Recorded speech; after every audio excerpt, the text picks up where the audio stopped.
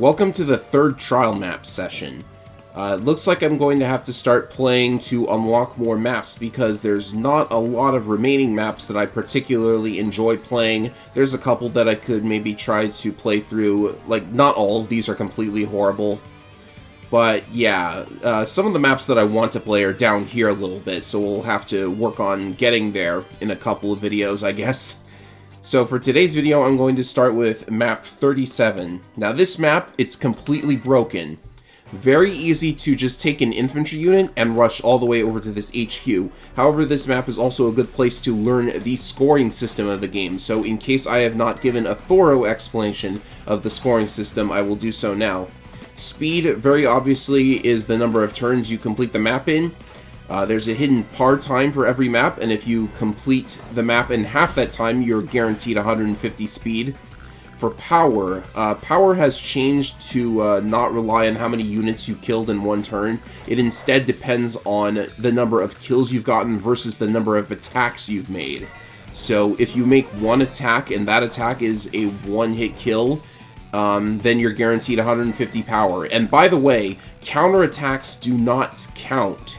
So, like, if I can get one of the infantry to counterattack this mech, then the rocket can shoot at the infantry, and, you know, when, if this infantry attacks, for example, it's going to be left with, like, 6 or 7 health. Let's see if that happens, because then the rocket can shoot at it, and then, oh, that was a hit. Unfortunately, I would need a little bit of luck in order to, get a kill here, so let's see if the infantry decides to attack again. So yes, a perfect 450 on this map relies a little bit on luck. And as for technique, that is actually... technique in this game depends on how many units the enemy builds versus how many units you've built and lost. So if you lose a unit, it counts as more or less building yet another unit. So that's why you don't spam infantry at the end of maps in this game. So at 7 health, that infantry is able to be destroyed, and we have captured on turn 6. That is well under the par time. And we've made only one attack, technically. It was a one-hit kill, and we built far less units than the enemy did. So there you go. It's a perfect 450. And that's how the scoring system works. It's got its problems, but, you know, I don't know if I would prefer this over the scoring system for the other Wars games, to be honest. I guess it depends on what the map design is like, because you can design maps around different scoring systems. Anyways, with that out of the way, what is next? This one I think I will do next.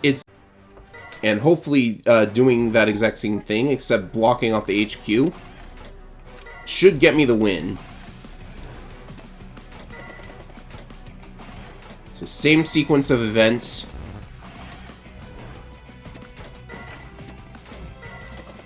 So yeah, this is yet another map where the level design is... Well, actually, this is less broken level design than the map 37 that I played, but, you know, this doesn't really look like a fun map to try and play the normal way, because, as I said, your tanks can't really do anything. Like, you basically just make a bunch of anti-airs, and that's how it looks anyways. Just make a bunch of anti-airs and missiles. And then just have your own air units bombard the enemy HQ. Not the kind of map I'd have made.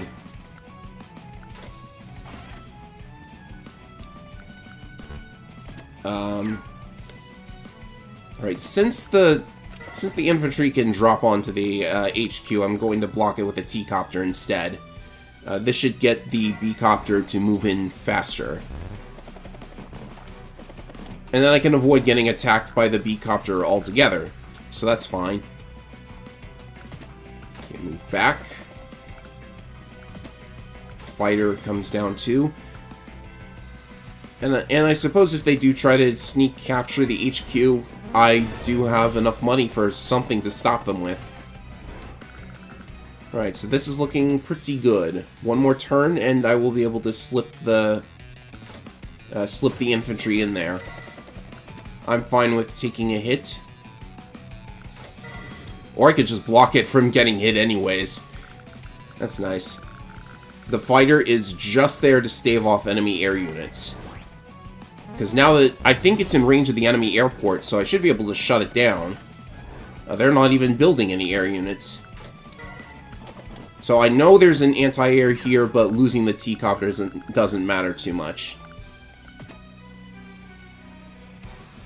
Or you know what? Actually, if I do this, I won't lose the T-copter anyways. And I think I'm good now. Because they can only do damage to the, fighter. And since they've refused to build a Duster or anything... Yeah, I basically win because the anti-airs can't get to the, infantry now. It doesn't matter how much you capture. And now you've got a Duster, but it's too late. So yeah. Yeah, I would call that a broken map. And perfect 450? No, I need to do it one turn quicker for a perfect 450. Okay, then. I don't think it's possible to do that perfectly. See, do I unlock something for that? I unlock, oh, Metro map. I really don't like this map. It's bizarre just how difficult it turns out to be. Like, it's like this map. Triangle Lake is not a difficult map, but getting an S rank is harder than it looks. Probably the same goes for Metro map. And like the high score strategy that you find online, it requires so much luck. I'm gonna play this one instead. Okay, this is attempt number 2 at Duo Falls, map 21. So this map was originally a War Room map in Dual Strike, and it was also a War Room map in Advance Wars 1 and 2, and it was actually a map in Super Famicom Wars as well. It looks like they copied and pasted the Dual Strike version of the map, which is unfortunate because, you know, I would prefer they make all new maps, but this is fine. You play as Gage in a map with air units, and you're up against Forsyth. So this is actually the first time in this playthrough that I've played against Forsyth. So here's his dossier. CO Zone is 5, and he boosts all units. He's a bit like Kanbei in that regard, and he has no CO power at all.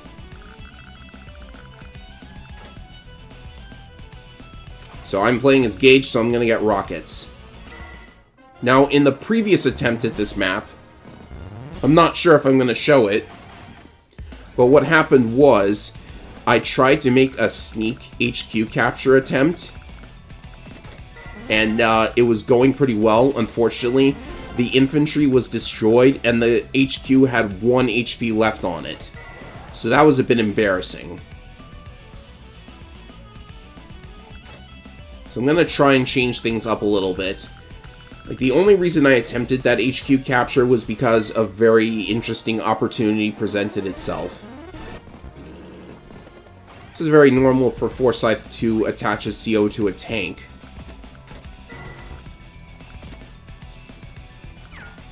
So where is that tank going? You gotta be careful because he's actually also got a recon, and recons can do a lot of damage to rockets, so don't leave your rockets exposed. I'm gonna get a bomber because I know I'm gonna need those, and I guess a second anti-air is okay. This infantry, it's just going to be capturing the stuff up here, because having a little extra money is a good thing.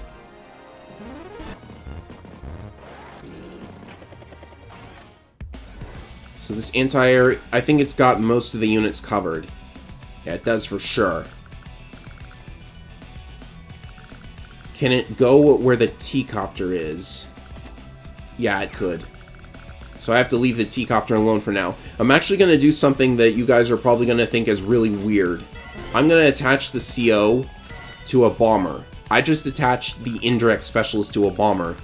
And the reason for that is, it doesn't really matter what unit the CO is attached to, the zone still boosts the relevant units.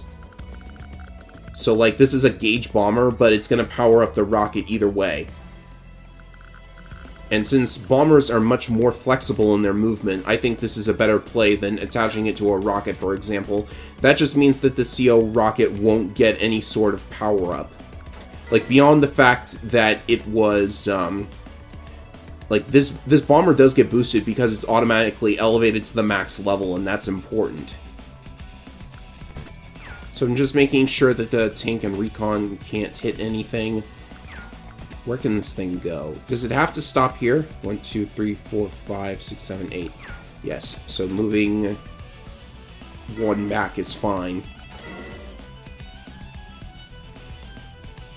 And I suppose I could also get a T-copter, but I'll wait on that until I have an infantry.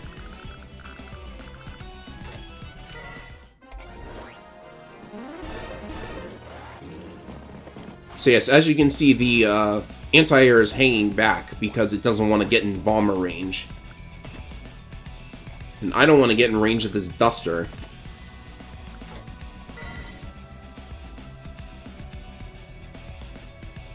So I should be able to keep it at bay if I have a fighter. Yeah, I can get a T-copter on the next turn and it'll be okay. Oh, and I can hit this infantry, but I probably want to wait until next turn.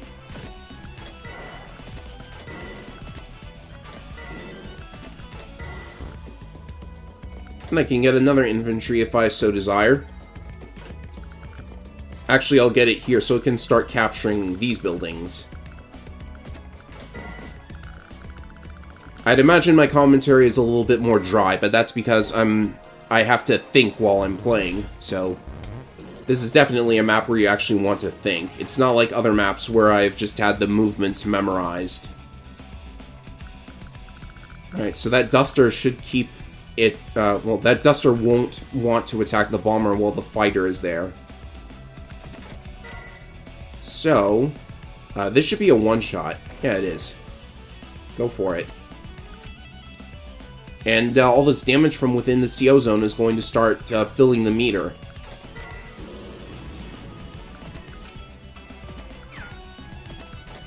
And all these KOs are good for the power score, as I have explained, but unfortunately I got unlucky. That's fine. One hit isn't going to ruin the score. Actually, I probably should have gone for this infantry, because then I could maybe hit the anti-air with a bomber. Yeah, I could have just gone directly for the bomber kill here. That's fine, the meter is filling up. Oh, and I can actually hit the duster. That's strange. That is actually very odd. Like, you'd think that the enemy would see that play coming, but I guess they made a mistake in whatever algorithm is deciding where they can move.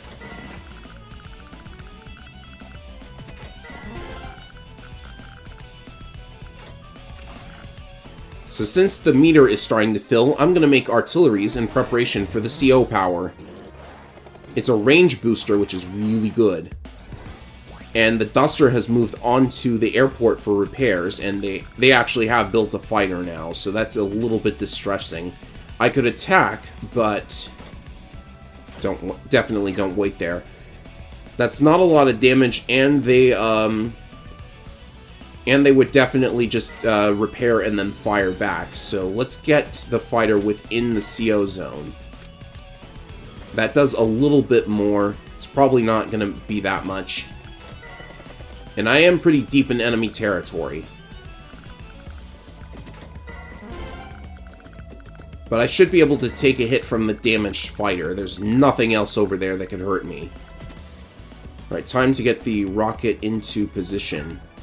Or just fire straight away. His CO unit is all the way back here. It is doing that. That's not really not a good position for him.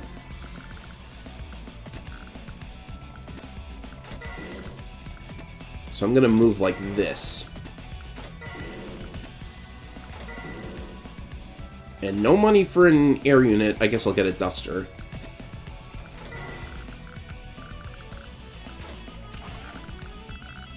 And it's probably a better idea to build the artillery from down here, but whatever. So the duster and fighter could try to combo attack the... Oh, they're going for the... Oh, that's interesting. That's a weird sequence of events. So now what?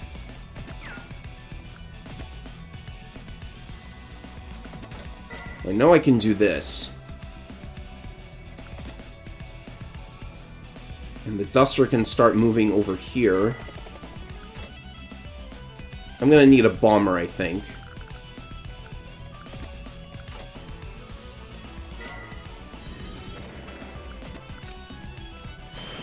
Okay, I've got the CO power ready. So I think the bomber should survive this turn, and I can activate the power on the next turn if I so desire it. So that means it's time to just move in here and see what the enemy does.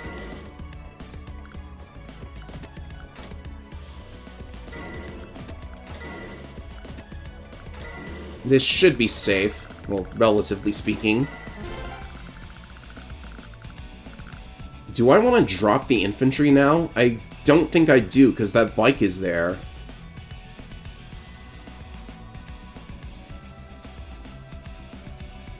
Ah, what the heck. You only live once, right? I can retry as many times as I want. Will the bike even go for the infantry? No, it's not! How nice. Okay, so that changes things. I've got a Duster here. Like, the only real threat is this Duster. So I'm going to go ahead and do this. And I won't even need the CO power. I basically win. Okay, that's really cool. I did not do it this quickly on my cartridge. So I don't have a CO power, so what should I do with these guys? I want to try and see if I can get the power score higher than it already is, but without CO boosts, I don't really have enough strength to do it. So I guess the best course of action is to play like this. Actually, I'm going to use the bomber on the CO unit and take that out. Okay, so I don't exactly know how that happened, but we're looking at an 11-turn clear here.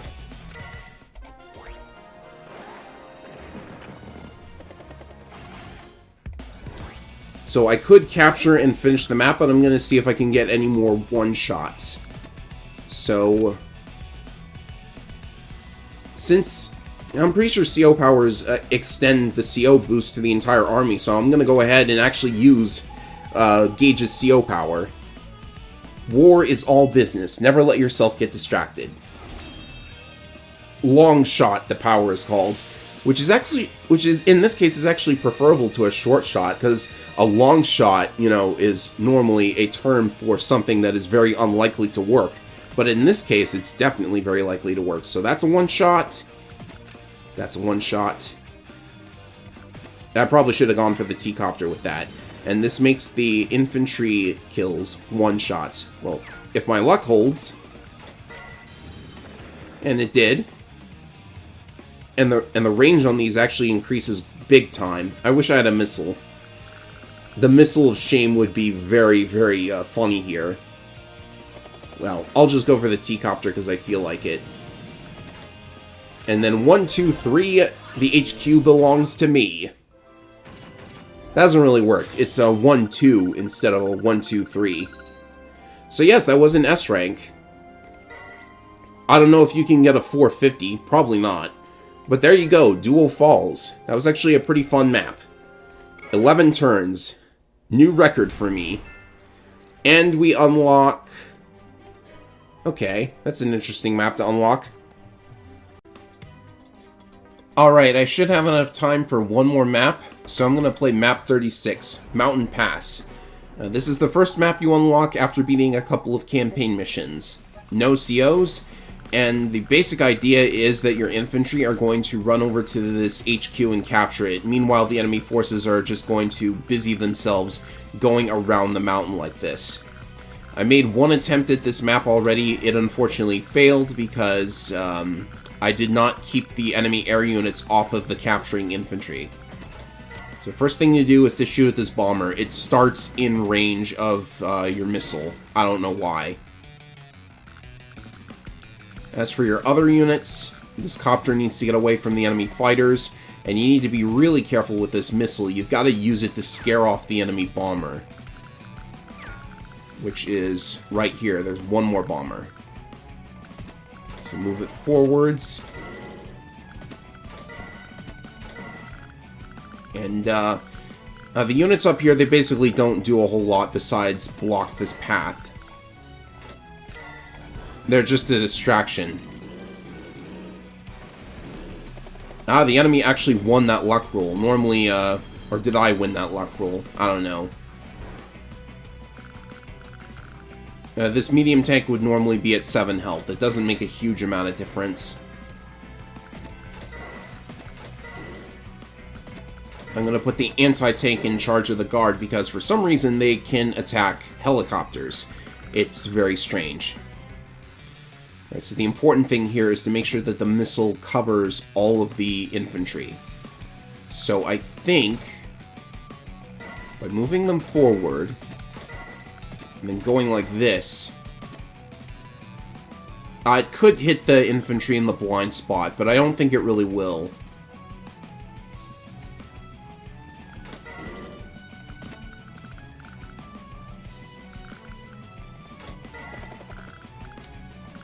Now, let's see if I can...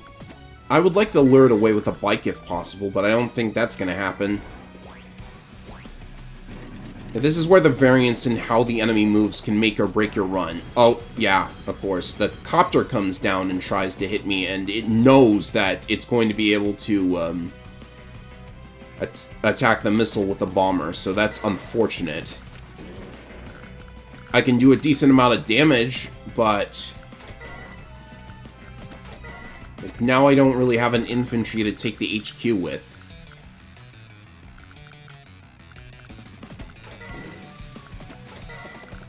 So I might be looking at another restart.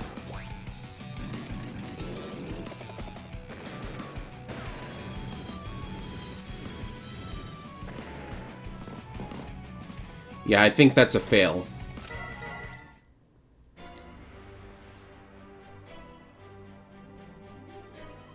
Okay, I should have time for another one, so I will play map 36. This is the first map that you unlock after beating campaign mission 7, I think.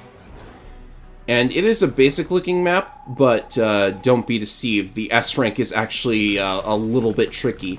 See, you need to get the infantry over to this HQ by getting them through the mountains. Meanwhile, all of the enemy units are just going to go up and around the mountain path this way. And this is not easy. I don't consider this a broken map, but it is very tricky to do what the designers kind of want you to do. So first things first, shoot down this bomber. It starts in range of your missile. I don't really know why. And you need to be wary of the enemy copters and the enemy bomber as well. It'd be very nice if I could lure the bomber away. So what I'm going to try is, maybe if I leave the mech in range of the bomber, it will... well, the tank could also attack, but... yeah, there's so many variables. Since the AI is a lot less predictable, it can be very difficult to actually, like, formulate a plan. Because you gotta be ready for what they might try to do. A stark contrast to the previous Wars games, where you could basically just do whatever you want, and then have an infantry at their HQ eventually. So, I don't want to be in range of the enemy copter, because that will just, it's gonna just lure them down here, and that's one more unit I have to deal with. But the tank is also there. So that's a little bit tricky to deal with. I probably shouldn't have lured the tank over that way.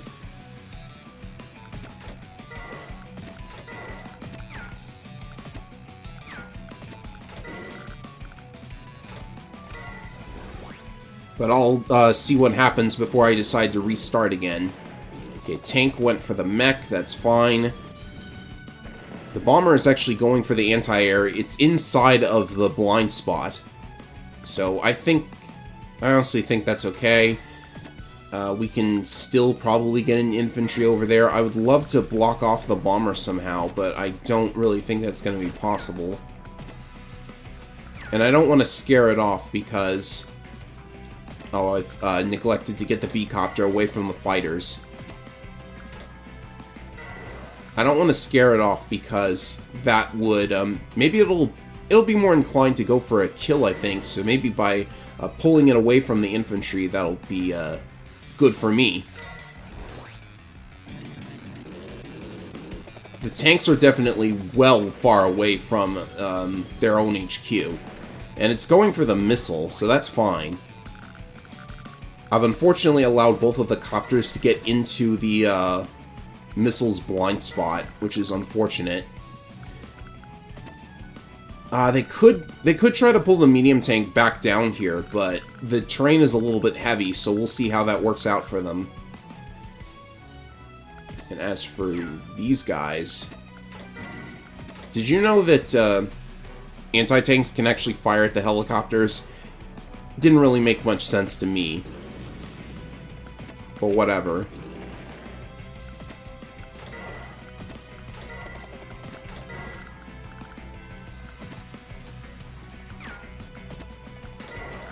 I'm gonna have to hope that the bomber goes for a kill again, because it can attack the infantry.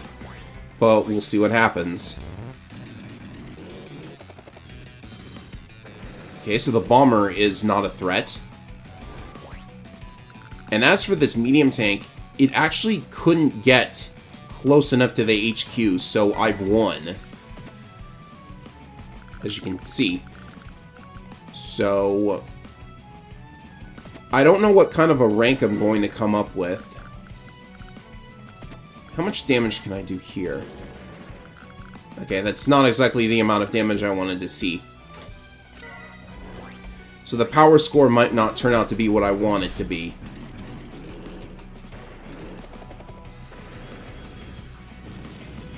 But I should go for what kills I can. Yeah, that was definitely a very unnecessary unit loss. I can shoot down this fighter. And will this one-shot? Ah, it does. It looks like power is going to be okay. Technique, well, let's see. That is map 36 cleared in, how many turns was it? Like 8 turns, I think? Okay, S rank, good, and power is actually very high. So that's map 36 cleared, and I've cleared a nice number of maps today. 6 turns, wow. That was actually really good. So with that out of the way, I think I will stop playing. Oh, I've unlocked this map after all. Let's see what it is. I don't think this is a map that I like, unfortunately. So we'll see if I play it next time. That was the 3rd session of Trial Maps, and see you for the next one. I'll probably do at least one more. Later!